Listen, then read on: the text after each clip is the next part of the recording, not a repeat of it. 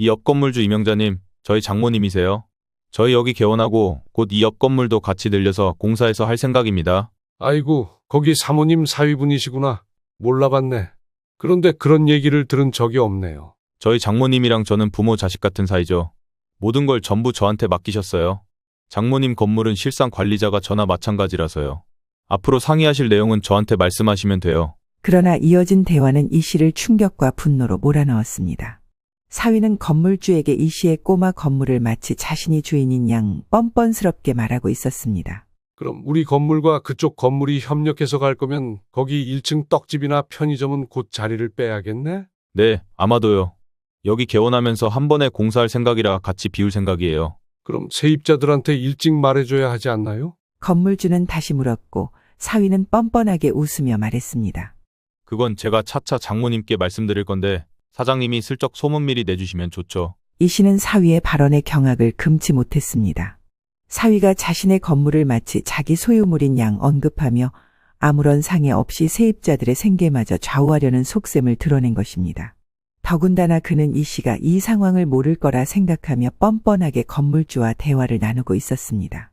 분노에 휩싸인 이 씨는 당장 건물로 들어가 사위에게 따지고 싶은 마음이 굴뚝 같았습니다. 그러나 옆에서 한창 더 어두운 표정의 딸이 이 씨를 붙잡고 말렸습니다. 엄마, 지금 가서 따지면 오히려 우리가 불리할 수도 있어. 일단 침착하게 상황을 지켜보고 더 확실한 증거를 모아야 해. 나도 지금 너무 착잡하다. 딸의 만류에 이 씨는 간신히 마음을 다잡으며 집으로 돌아왔습니다. 이 씨는 자신이 사위와 대면했을 때 어떤 이야기를 해야 할지 곰곰이 고민하기 시작했습니다. 젊은 녀석이 얼마나 나를 만만하게 봤으면 장인 없이 장모 혼자 있으니 우습게 보이나? 합가하자고 구슬릴 때는 언제고 속으로 이런 앙큼한 생각을 하고 있던 거지. 내가 절대 가볍게 벌 주고 끝나진 않을 거야.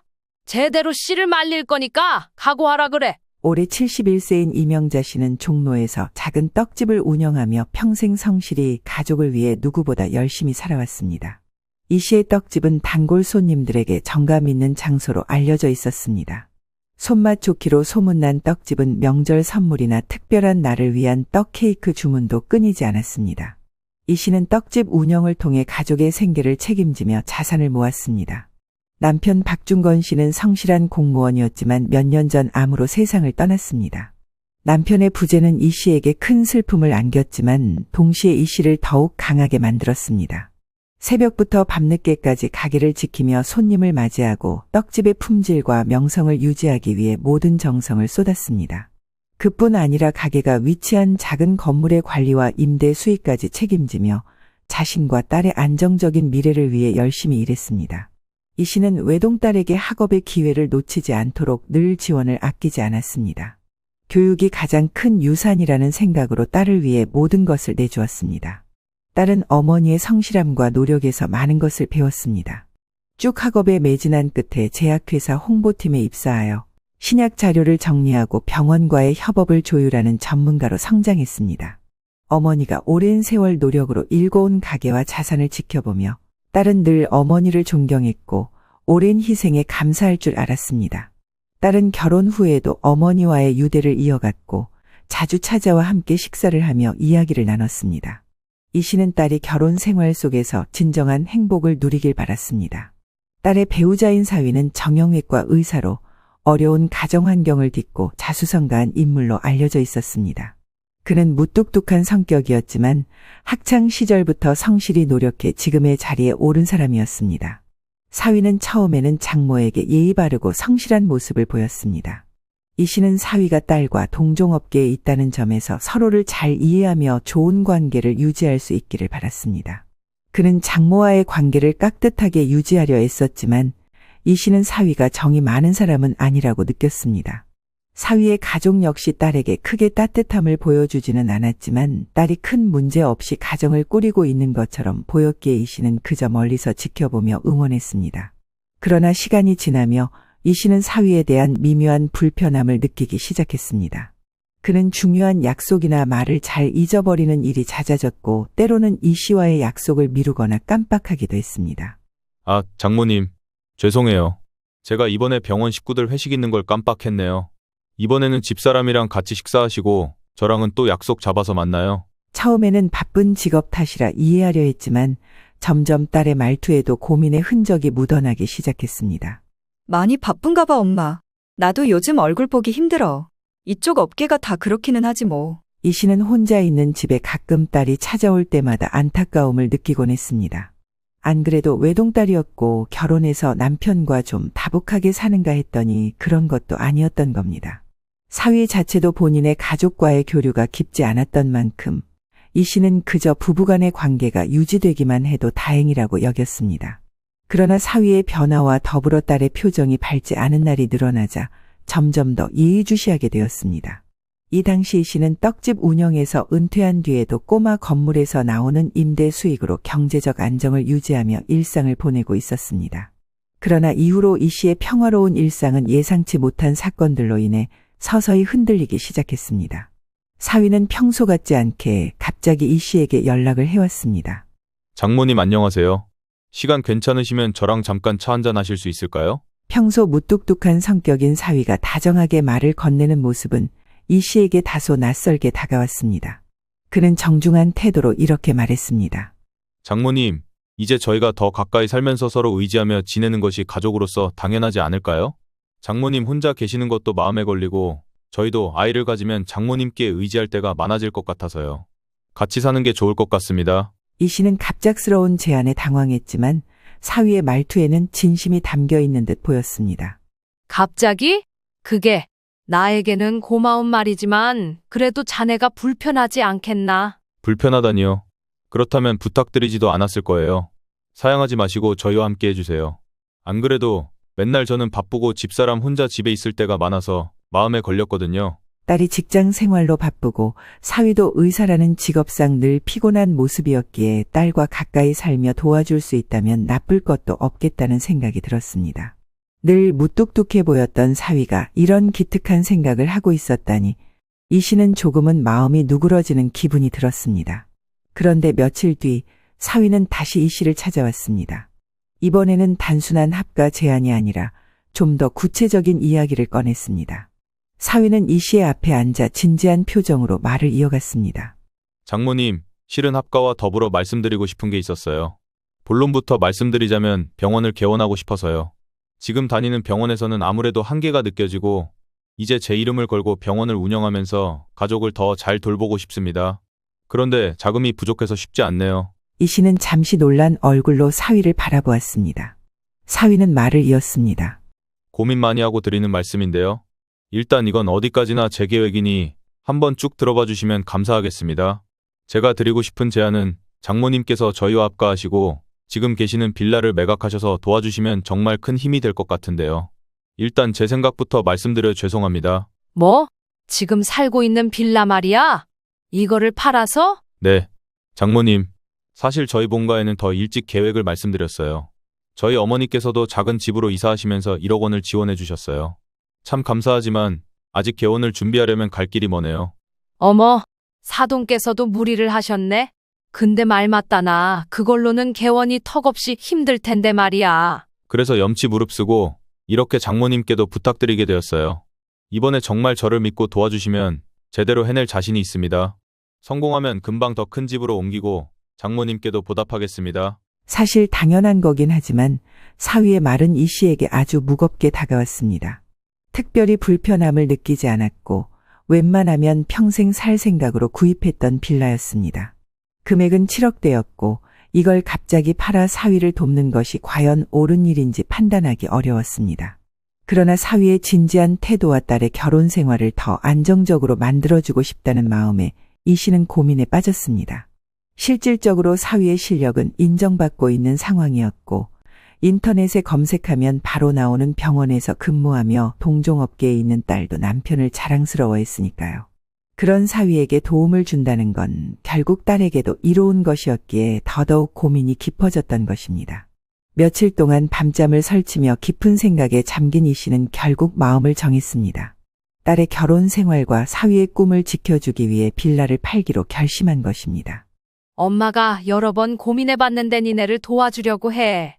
많다면 많고 적다면 적은 돈인데 그래도 보탬이 되면 좋겠다. 딸은 엄마의 결정에 놀라며 곧바로 이 씨의 손을 잡았습니다. 엄마, 나도 얘기 들었는데 굳이 그럴 필요 없어. 엄마가 평생 일해서 마련한 집이잖아.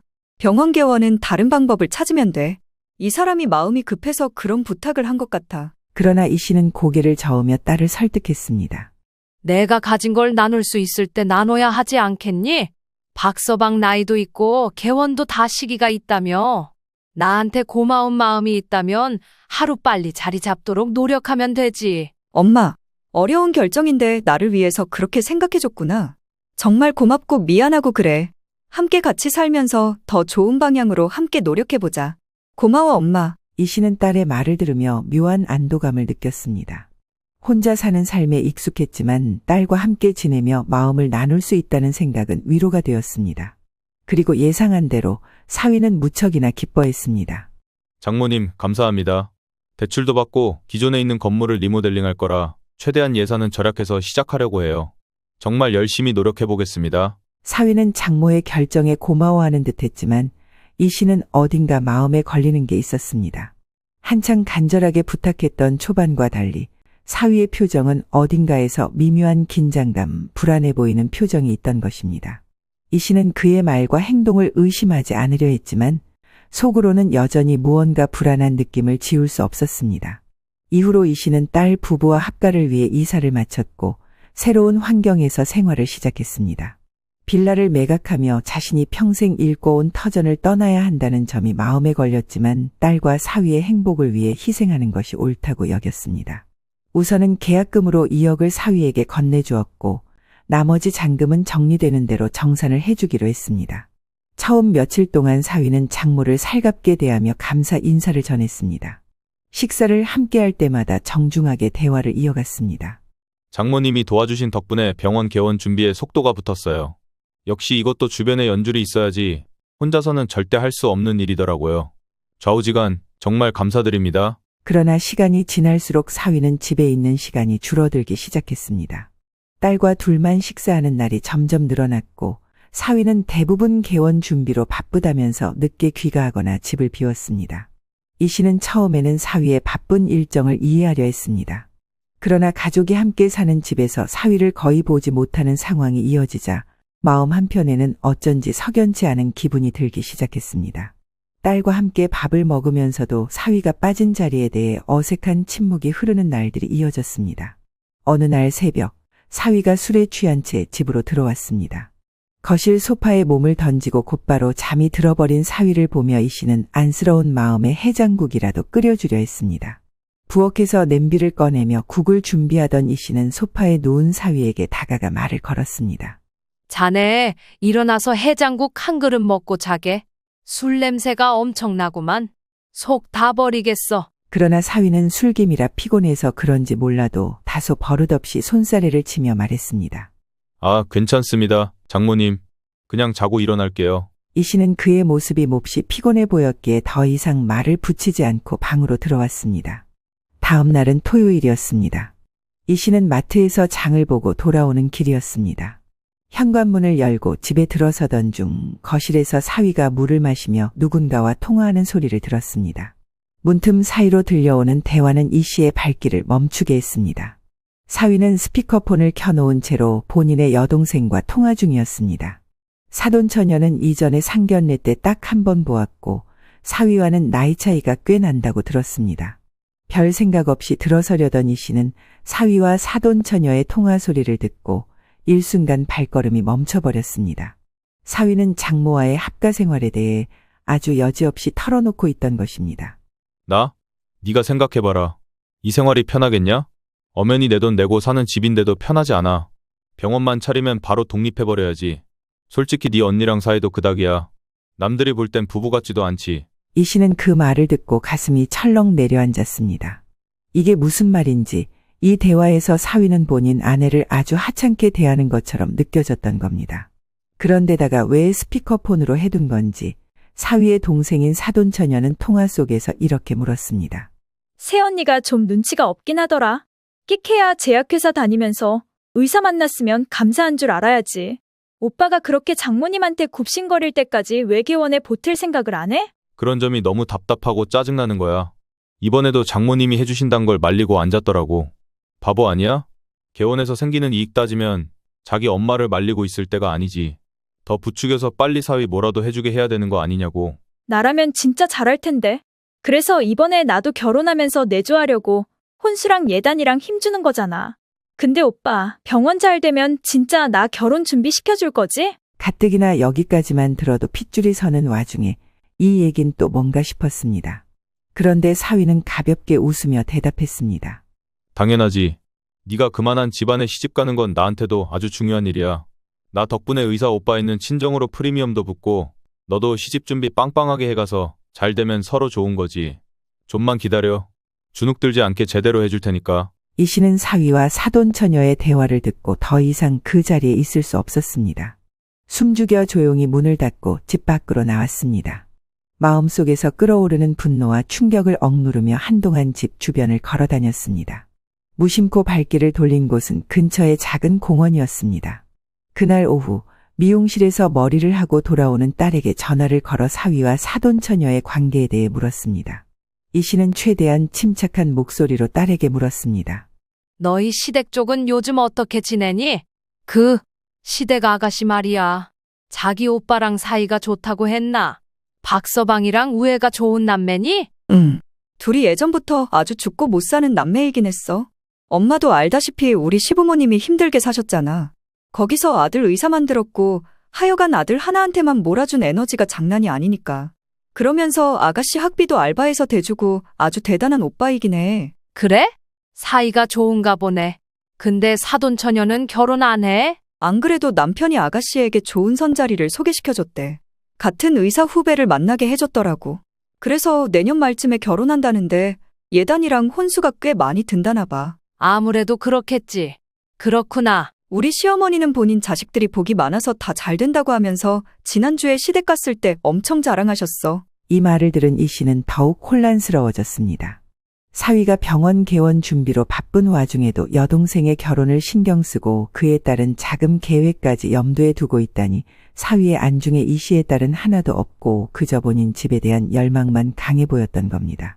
게다가 부부 사이는 별로 안 좋다는 식으로 사돈 처녀에게 새언니 흉을 보는 모습은 여러모로 마음을 더욱 불편하게 만들었습니다. 이 씨는 머릿속으로 사위의 말과 행동을 떠올리며 그가 정말 가족을 위한 선택을 하고 있는 것인지 아니면 자신의 이익만을 추구하고 있는 것인지 의심하기 시작했습니다. 이런 마음을 한번 품고 나니 이 씨는 한동안 사위 보는 것이 불편해서 본인이 피해 다니기 시작했습니다. 일찍 자러 들어가 버리고 사위가 없을 때 활동하고 이런 마음의 갈등을 딸에게 털어놓기도 불편해서 도통 힘든 상황이었습니다. 그러던 중 이 씨의 생일이 다가왔습니다. 딸과 사위는 이 씨를 위해 화려한 호텔 식사를 준비했습니다. 솔직히 사위와 마주하기 불편하던 와중에 그래도 성이다 싶어 그 자리에 응하기는 했습니다. 한창 식사가 이루어지던 중 사위가 던진 한마디에 이 씨는 순간적으로 경계심이 들었습니다. 장모님, 음식은 좀 입에 맞으세요? 아, 네. 다행이네요. 장모님 좋아하실 만한 곳으로 고른 거예요. 아참, 제가 저번에 여쭤보려다 깜빡했는데요. 저기 종로 쪽 꼬마 건물은 그대로 활용 안 하고 두실 생각이세요? 이 씨는 뜬금없는 질문에 잠시 말을 멈추었다가 사위를 뚫어지게 바라보며 답했습니다. 건물? 아니, 그 건물까지 자네가 어떻게 아나? 내가 말한 적이 있었던가? 사위는 웃으며 대답했습니다. 저번에 은진이한테 들었죠. 그나저나 장모님께서는 정말 수완이 좋으세요. 떡집 하나 운영하시면서 그렇게 재산을 불리시다니 대단하십니다. 저도 그런 능력을 담고 싶네요. 저희 병원도 잘 되겠죠? 사위의 말을 들은 이 씨는 왠지 모를 불편함과 불쾌감이 스며드는 것을 느꼈습니다. 이 씨는 생일 자리에서 분위기를 망치고 싶지 않아 애써 미소를 유지했지만 속으로는 경계심이 커져갔습니다. 장모가 가진 재산에 대해 세세히 알고 있는 것도 모자라 이를 병원 개원과 은근히 연관짓는 말투가 왠지 석연치 않았습니다. 그날 저녁 이 씨는 방에 들어가 조용히 생각을 정리했습니다. 사위가 장모의 빌라 매각으로 병원 개원 자금을 마련한 것도 모자라 이제는 종로의 꼬마 건물까지 노리는 게 아닌가 하는 의심이 들었습니다. 일단 잔금을 다 치르지 않았지만 이럴 때일수록 더더욱 돈을 움켜쥐고 전액을 주지 말아야겠다는 생각이 가득했습니다. 게다가 며칠 후 딸과 함께 저녁 식사를 하던 중 딸이 무심코 한 말이 이 씨를 더욱 불편하게 만들었습니다. 엄마, 남편이 그러는데 엄마네 꼬마 건물 옆자리가 지금 병원 부지로 괜찮은 곳이래. 부동산에서도 엄청 추천해준다던데? 처음에 봤던 자리에서 이쪽으로 옮겨서 알아보고 있나 봐. 이 말을 들은 이 씨는 순간적으로 소름이 돋았습니다. 사위가 종로의 꼬마 건물에 대해 묻고 있는 것도 왠지 개원 계획에 포함시킨 것 같은 뉘앙스를 풍겼기 때문입니다. 이 씨가 세상 물정에 밝다면 밝고 어둡다면 어두운 편이었지만 이렇게 흘러가는 상황은 누가 봐도 분명했습니다. 사위가 단순히 병원 개원 자금을 마련하려는 것뿐만 아니라 장모인 이 씨의 자산을 더 깊이 탐내고 있다는 확신을 갖게 되었습니다. 이 씨는 그날 밤 잠들지 못하고 계속해서 상황을 곱씹었습니다. 사위의 말투, 행동, 그리고 딸의 무심코 한 말까지 모두 의심스러웠습니다. 며칠 후 이 씨는 집에서 우연히 사위의 방을 지나가다가 그가 대출 서류를 검토하며 전화를 하는 소리를 엿듣게 되었습니다. 사위는 은행 직원과 통화하며 대출 가능 여부를 확인하고 있었습니다. 아, 네. 담보로 할 만한 작은 건물도 바로 그 옆에 있는데 이걸로도 대출 가능하죠? 그게 가족이 소유하고 있는 건물인데 아직 여부가 확실하진 않아요.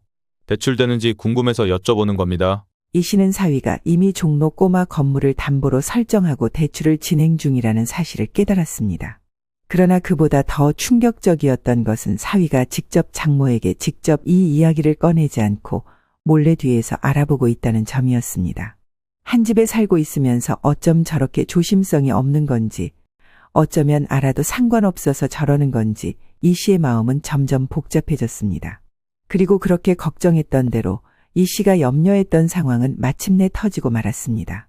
며칠 후 딸은 조심스럽게 이 씨에게 이렇게 말을 꺼낸 것입니다. 엄마, 남편이 병원 대출 때문에 서류에 서명 좀 해달라고 하는데 할 게 많은가 봐. 일단 이따가 오면 확인하고 해주기로 했어. 뭐? 무슨 서류인데? 뭐 때문에 대리로 서명을 해? 글쎄? 담보로 대출하는 거라서 가족이니까 대리 서명 가능할 거라고 하던데? 그니까 뭘 담보로 한다는 거야? 설마 엄마 건물 갖고 하는 헛소리는 아닌 거지? 아니, 박서방은 지금 뭐 하자는 거야? 뭐? 엄마, 그게 무슨 말이야?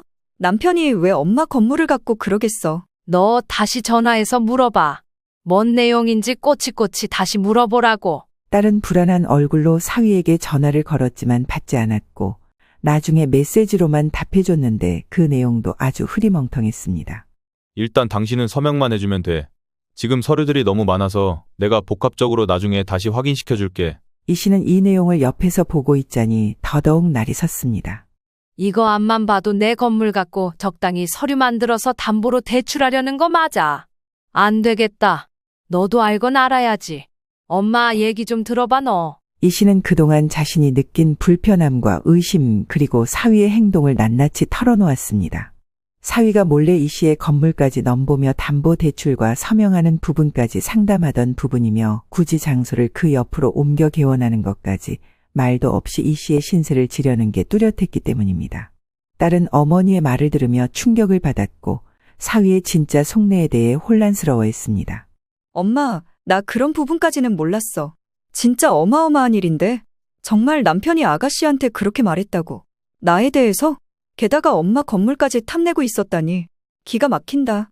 나는 그런 의도로는 듣지 않았는데 내가 너무 바보 같아. 딸의 말에 이 씨는 그녀의 손을 잡고 안심시키며 말했습니다. 알게 된 이상 박서방에 대해서는 너랑 나랑 차분히 대처를 해야 될 것 같아. 이대로 그냥 넘기기는 힘들겠어. 엄마도 여러 번 지켜봤는데 이젠 안 되겠다. 딸은 진실을 알고 몹시 힘들어했지만 이제는 어떻게 행동할지 선택하는 기로에 설 수밖에 없었습니다. 모른 척 그냥 쏘가지고 다 뺏기거나 아니면 제대로 대비해서 이겨내는 것 두 가지밖에 없었던 겁니다. 그날 이후 이 씨와 딸은 함께 사위의 행동을 주의 깊게 살폈습니다. 사위가 은행과 통화하는 내용을 몰래 녹음했고 꼬마 건물에 대해 사위가 다른 사람들과 나눈 대화 내용을 증거로 기록해두기 시작했습니다. 이 씨는 딸에게 말했습니다. 일단은 시간이 더 필요해 보여. 이것만으로는 박서방이 인정하지도 않을 거고 조금만 참아보자. 이 씨와 딸은 사위의 진짜 모습을 드러내기 위해 철저히 준비하며 힘을 합쳤습니다. 이제는 사위와의 갈등을 피하지 않고 단단히 맞서 싸우기로 결심했습니다. 그러나 사위와 직접 대화를 나눠 거절하려고 했던 이 씨는 병원을 방문했을 때 예상치 못한 소식을 접하게 되었습니다. 사위가 병원을 이미 그만두었고 개원을 준비 중이라는 소문이 여기저기 퍼져 있었던 것입니다. 그동안 사위는 집에 잘 들어오지 않았고 개원 준비가 바쁘다는 이유로 딸과도 자주 연락하지 않는 모습을 보였습니다. 이 씨는 점점 불안한 마음이 들었고 그의 진짜 속내를 알기 위해 소문이 들리는 건물 주변을 둘러보기로 했습니다. 사위가 병원 부지로 알아보고 있다는 건물은 이 씨의 꼬마 건물 바로 옆에 위치한 공실 건물이었습니다. 이 씨는 이상한 기분에 휩싸이며 해당 건물로 향했습니다. 건물에 도착했을 때 사위가 건물주와 대화를 나누고 있는 모습을 목격했습니다. 마치 그곳이 자신들의 소유인 양 자유롭게 드나들며 자리를 완전히 깔고 앉아있는 모습이었습니다. 이 씨는 먼발치에서 그들의 대화를 몰래 엿들으며 귀를 기울였습니다. 사위는 건물주와 진지하게 대화를 나누며 이 씨의 꼬마 건물에 대해 언급하고 있었습니다. 이 옆 건물주 이명자님, 저희 장모님이세요. 저희 여기 개원하고 곧 이 옆 건물도 같이 들려서 공사해서 할 생각입니다. 아이고, 거기 사모님 사위분이시구나. 몰라봤네.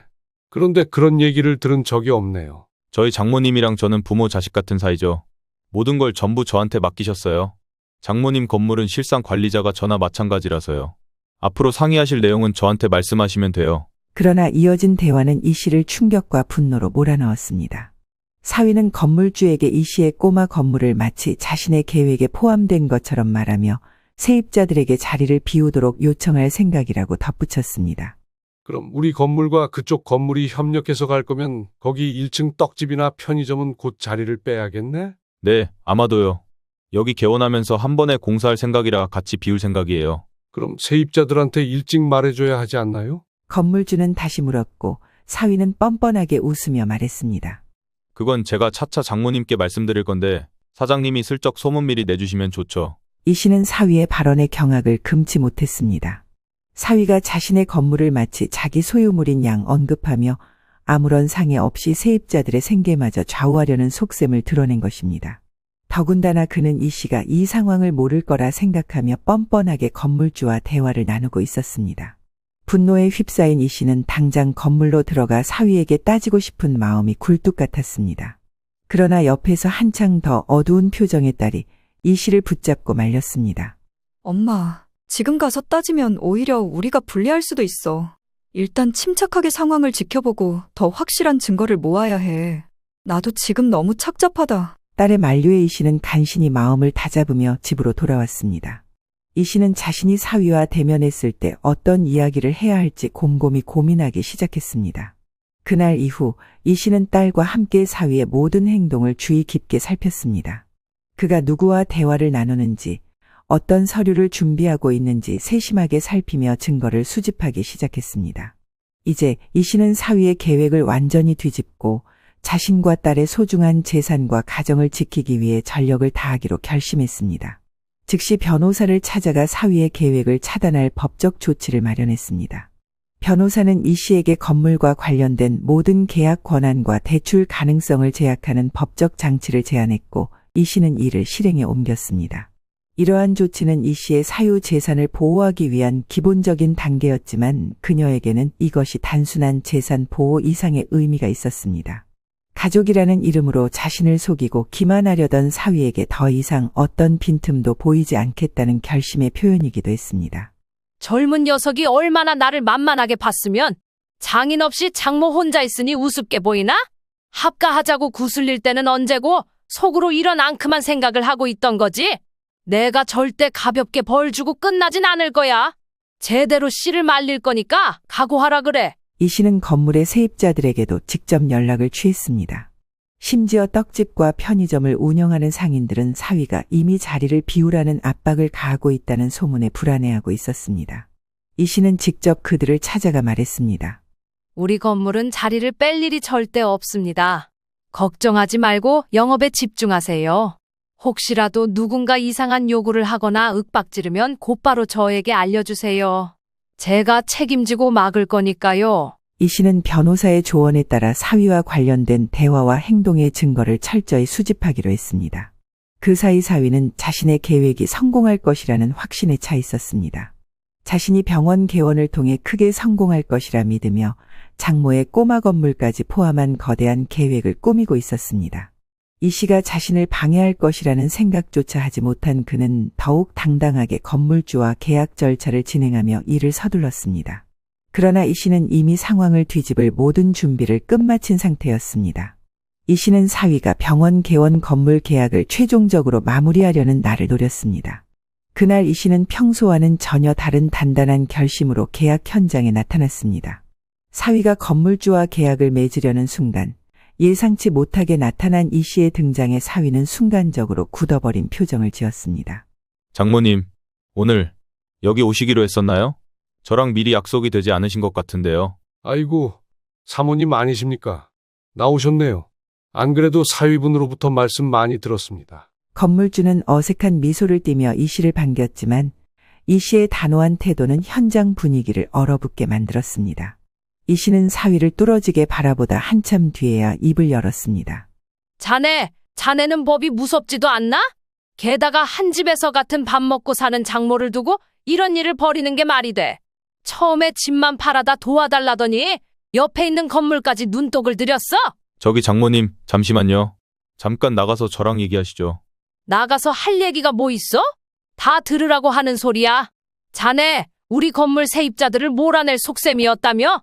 내 앞에서는 건물 얘기도 꺼내지 않고 조용히 있더니 이렇게 무서운 사람이었네. 장모님, 잠깐만요. 그런 게 아니에요. 그건 제가 차차 다 말씀드리려고 했습니다. 그건 어디까지나 친근함을 가지고 제가 바로 옆에 병원을 계약하려 했던 거고, 일단 좀 나가서 말씀을 나누세요. 여기서 하라고. 그리고 자네 여기서 어줍잖게 변명하고 빠져나갈 생각하지 말게. 하나부터 열까지 다 조사하고 나는 오늘 완전히 이 일을 끝장내버릴 거야. 사위는 이 씨의 강한 기세에 순간적으로 말을 잃었지만 이내 평정을 가장하며 변명을 늘어놓기 시작했습니다. 장모님, 이건 오해십니다. 저는 그저 병원을 더 잘되게 하려고 한 것뿐이에요. 장모님 건물이 병원 확장에 좋은 위치라서 함께 이용하면 좋을 거라고 생각했어요. 그리고 뭔가 잘못 생각하신 것 같은데 저는 장모님 건물에 손도 대지 않았어요. 제가 뭘 한 게 있습니까? 자네가 세입자들한테 자리를 비우라고 했다는 말까지 들었어.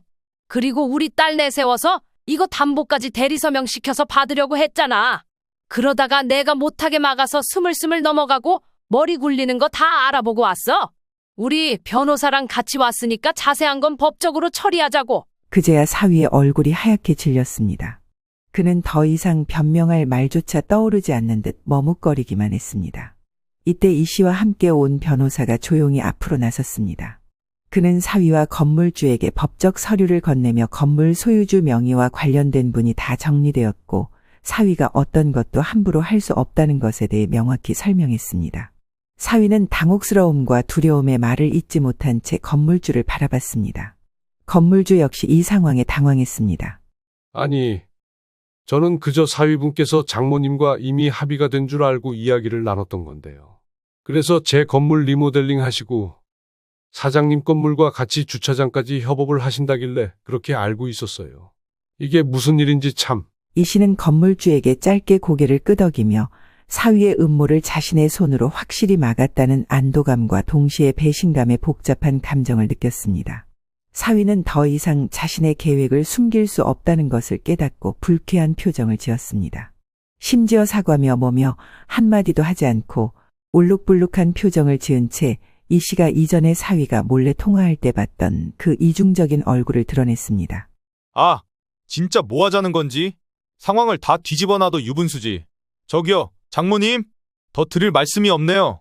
일단 또 뵙겠습니다. 사위는 그렇게 건방진 모습으로 자리를 떠버렸고 이 씨와 변호사, 딸은 황당하기 짝이 없는 그의 뒷모습을 바라보며 서 있었습니다. 우선 이 씨는 현장을 떠나며 다시는 이런 일이 벌어지지 않도록 꼼꼼히 대비할 것을 다짐했습니다. 이후로 갈수록 사위에게 좋을 상황은 하나도 없었기에 굳이 저렇게 고집을 부리며 센척하는 사위란 딱히 신경 쓸 것도 없었습니다. 왜냐하면 사위는 병원 개원에 필요한 초기 자금 대부분을 잃게 되었기 때문입니다. 이 씨는 빌라를 매각하며 냈던 투자금을 다 돌려받고 잔금은 당연히 통장에 묵혀둔 상태였습니다. 그 상태로 사위는 빚으로 점철된 계약금도 날렸고 추가로 지불해야 할 위약금이 발생해 시댁 식구들 모두가 발을 동동 구르며 해결책을 찾으려 했습니다. 그러나 그 둘은 남은 재산을 모두 끌어모아도 막대한 빚을 갚을 길이 없었습니다.